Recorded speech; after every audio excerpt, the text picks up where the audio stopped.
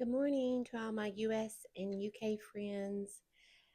Today we're going to read Gilbert Keith Chesterton's The Wholeness of Father Brown, or we're going to read a portion of it. We're going to start with The Innocence of Father Brown, and the first story, I guess chapter maybe, in that series is called The Blue Cross. Between the silver ribbon of morning and the green glittering ribbon of sea, the boat touched Harwich and let loose a swarm of folk like flies, among whom the man we must follow was by no means conspicuous, nor wished to be. There was nothing notable about him, except a slight contrast between the holiday gaiety of his clothes and the official gravity of his face. His clothes included a slight pale gray jacket, a white waistcoat, and a silver straw hat with a gray-blue ribbon. His lean face was dark by contrast, and ended in a curt black beard that looked Spanish and suggested an Elizabethan ruff. He was smoking a cigarette with the seriousness of an idler.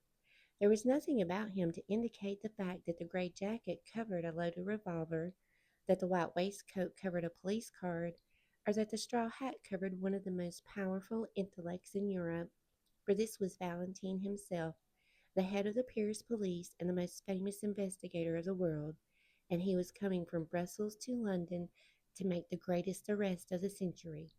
Flambeau was in England.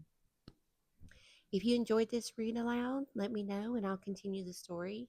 If you haven't watched the Father Brown series, I highly recommend it. If there is a book you'd like me to read that is in the public domain, I can read it next. I have the Iliad and the Odyssey on my list, in addition to Charles Dickens' books.